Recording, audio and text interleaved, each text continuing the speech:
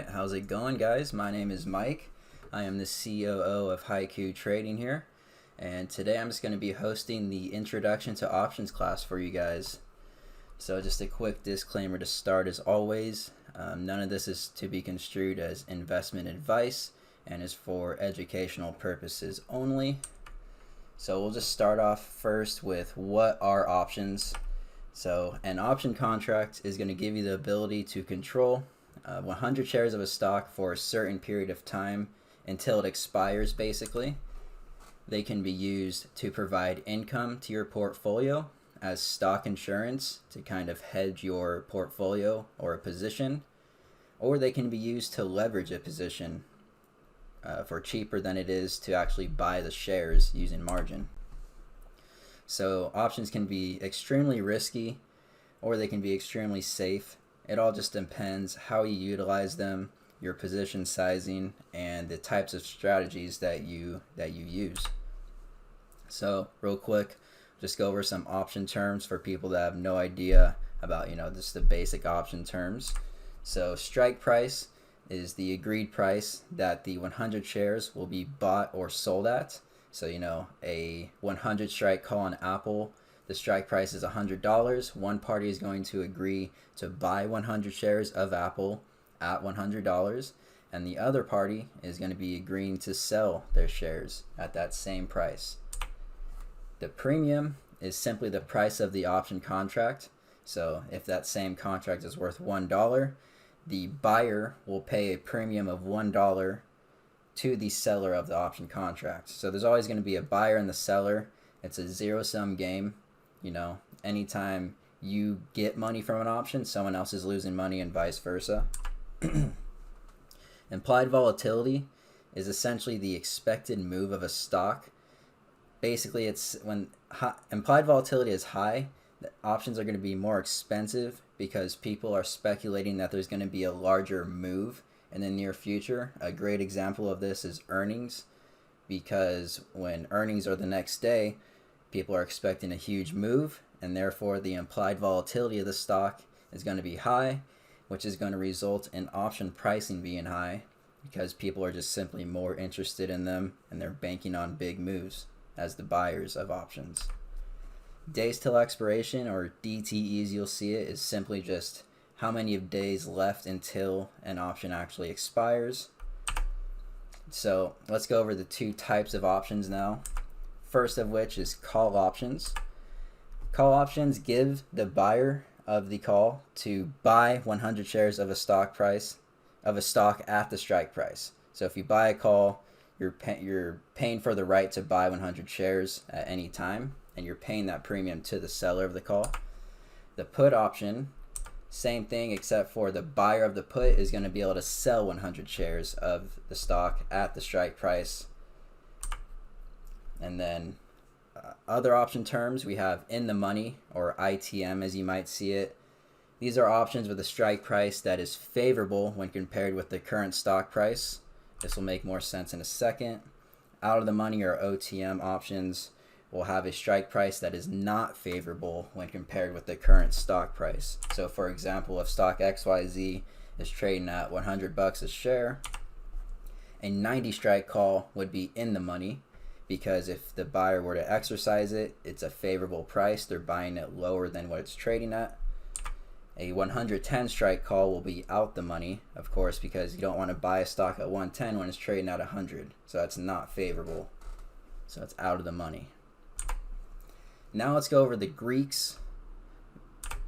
First of which, we have the delta.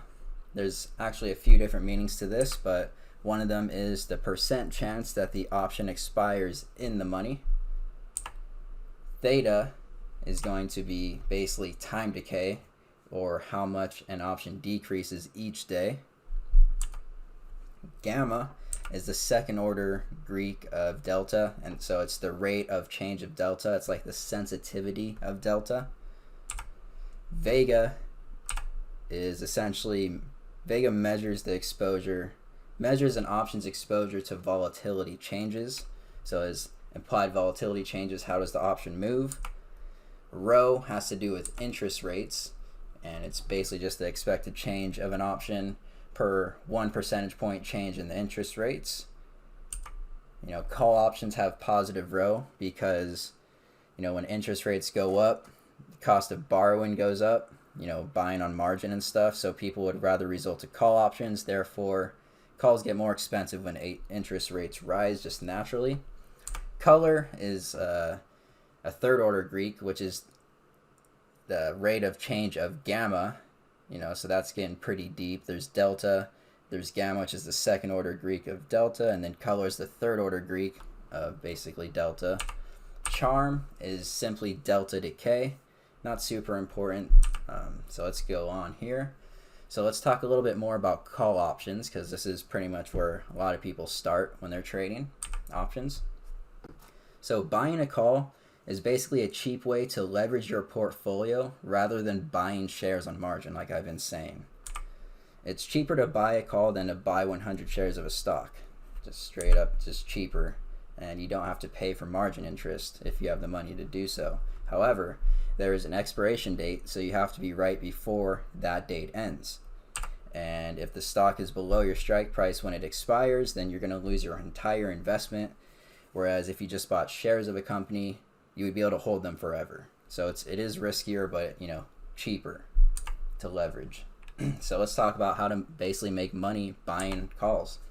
Obviously, buying a call is bullish. You want the stock to move up. So you should find a stock that you like, you believe that is oversold, and that has room to go up. Buying long-term calls that are in the money is the safest method. And it's pretty similar to just going ahead and buying 100 shares, but just a little bit cheaper. Buying short-term calls that are out of the money is the riskiest method, but can have a really high reward potential. But you're gonna lose a lot of trades, but you're gonna have one really good trade eventually. So it has its risks and rewards as always with options. So I would say buying calls with 1+ years until expiration is recommended if you're simply just trying to leverage your portfolio using call options as opposed to just buying 100 shares of the stock. That way you get a decent amount of time to be right. And if you're buying in the money, then you're not buying a lot of time value when compared to buying an out the money option. So just some notes about call contracts. Options decrease in value each day due to theta, the Greek theta that we just talked about. So you want the stock to increase in value soon after you buy a call, because the longer it doesn't increase, the more it's going to decay, because remember, you have only until the expiration date. And short-term options are going to decay much quicker, which is why they're riskier to purchase. So if it doesn't move in your favor, quickly, then you're gonna lose all of it.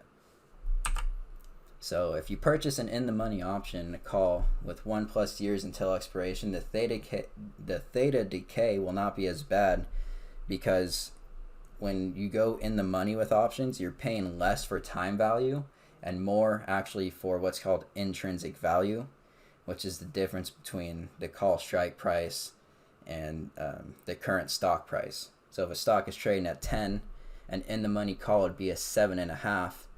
That's 2.5 points away, so that call option has to be worth at least $2.50. It can't be worth 0 at expiration because it's in the money.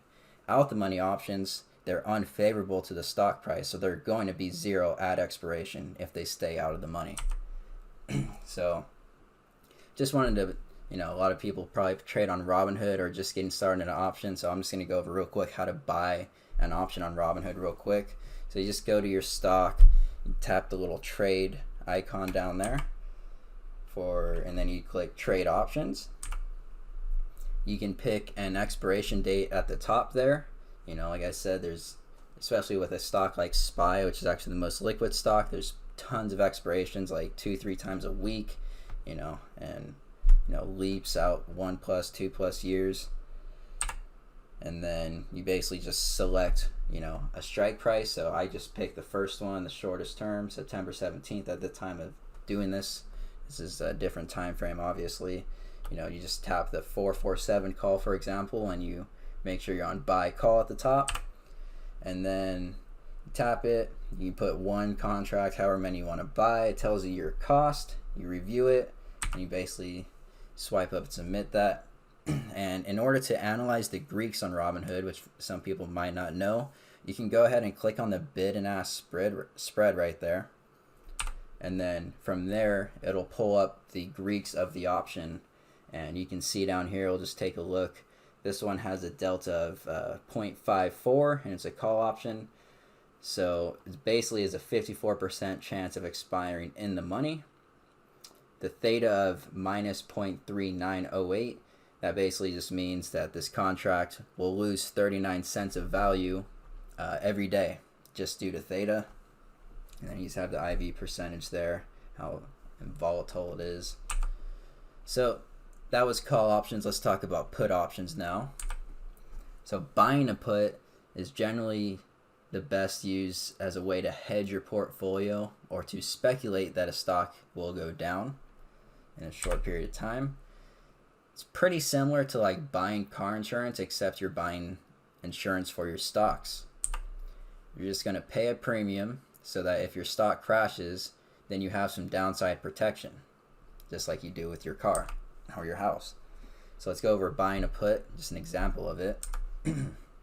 So let's say you just own 100 shares of Apple at $120 per share, and you think Apple might come down or the market's a little uncertain or whatever, so you can buy a $100 strike put as stock insurance.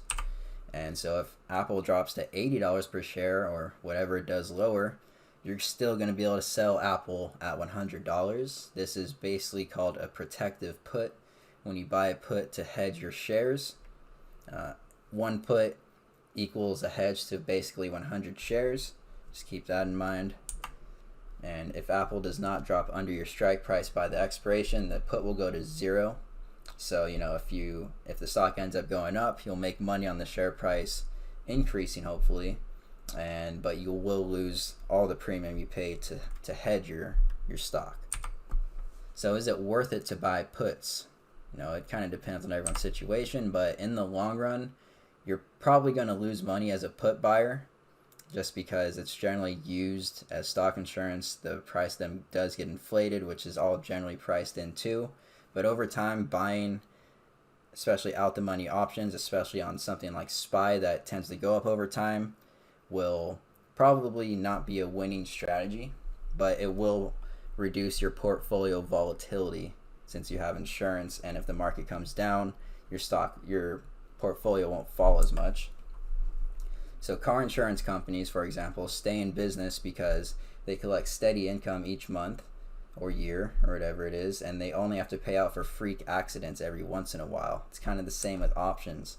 So as a trader with a long-term outlook that's looking to develop a strategy with options, being a net seller of options is the best because you're basically turning yourself into a stock insurance company.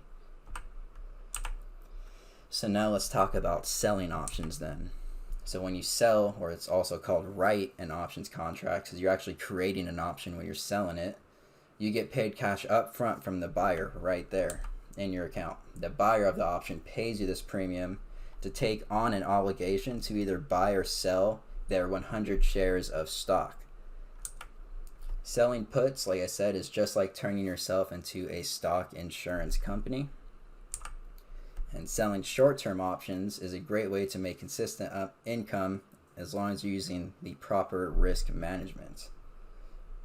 It's basically the same as buying stocks too when you're selling puts, because you're agreeing to buy them from the put buyer. So selling put options we'll talk about. When you sell a put, you're promising to buy 100 shares of a stock by a certain date. So you are selling stock insurance to the put buyer, literally, and they're paying you a premium for this to promise to buy their shares of stock in case they crash. In the worst case, if the stocks completely tank and, go crazy, you end up just owning 100 shares of the stock at the strike price that you sold, and you still get to collect their income up front regardless of what happens. So in order to sell a put option, your broker is going to require that you have enough money to buy 100 shares at the strike price set aside as collateral. However, with a margin account, you will only need around 20% of the required capital to use leverage, and this is a great way to take advantage of leverage because you're not going to have to pay for margin. You can, leverage your account selling options and not have to pay interest like you would if you were to leverage your account by just buying shares.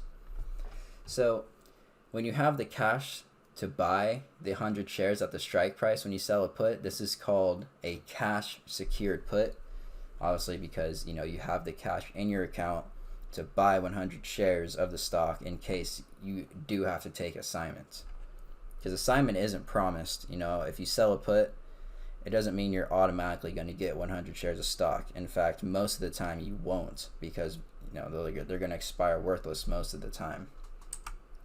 So let's just talk about the cash secured put strategy. So let's just say Apple is trading at $110 a share and you can sell a $100 strike put, for example, that expires in a week, and you're basically just promising to buy 100 shares of Apple at $100, and you're getting paid a premium to do so. Let's say the premium you get is $50 for selling this put. So just recap, you're selling a $100 strike put and you're getting $50.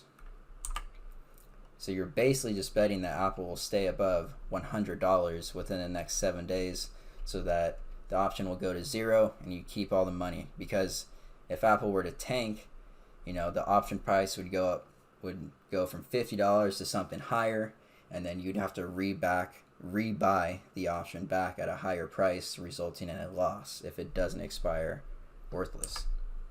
Or you just take assignment of the 100 shares.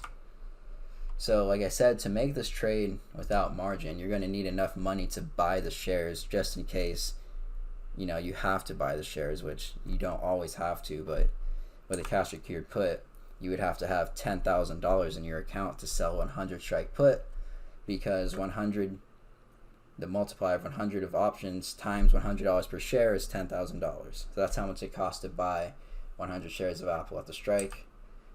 However, with the margin account, like I said, you're only going to need 20% or so, maybe even lower depending on the stock. So about $2,000. Now this doesn't mean that it's a great idea to go ahead and instead of selling one put on your $10,000 account to sell 5, because that would be using max leverage, and you have to be really careful of that.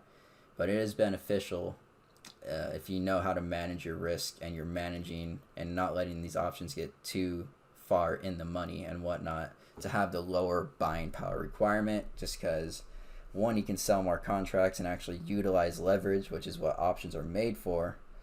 And then it's just less buying power. It just makes it so you can actually trade stocks in the background too if you wanted to day trade or something. And like I said, if the stock crashes quickly, they can actually require more than 20% margin. So, if Apple tanks, that $2,000 that they require can double or even triple to $4,000 or $6,000. So that's why you really have to watch your exposure and manage them if they get too close to being in the money. So let's go over a couple potential scenarios too. Let's just say Apple stays above our strike price of 100 by expiration. In this case, you keep the $50 and you basically just get your $10,000 in collateral back in your account. Let's say Apple goes below $100, you will probably be forced to buy, on the expiration date, if it's below 100, you will be forced to buy 100 shares of Apple, but you're still going to collect the $50. That's the benefit of being a seller, is that premium. If it gets assigned, you're keeping it, and the buyer's paying it to you, for taking on their obligation. So selling CSPs, or cash secured puts, I would say is one of the best option strategies out there, especially to start learning. It's a great way to buy 100 shares of stock as an investment potentially, and you also collect a premium while waiting to buy shares of a good long-term stock. So if you're planning on buying 100 shares of a stock at the current price, you're looking at your screen, you're about to press buy, you will always get a better average if you sell a put. But the kicker is that you're not guaranteed to buy the shares. So if you sell that 100 strike put and Apple flies to 150, you're still only making $50. Whereas you just bought the shares, you would have made all the money from the equity. So there's always a risk to reward. So yeah, if you wanted to buy 100 shares of a company, you'll always get the shares cheaper selling a put rather than buying them on the open market at that same time. And like I said, getting a little ahead of myself here, you are not guaranteed to be assigned the shares. If the stock continues to stay above the put you sold, you will not get the shares, and you'll just get your premium, and you can miss out on some upside potential. So that was all about selling puts. Let's talk about selling calls now.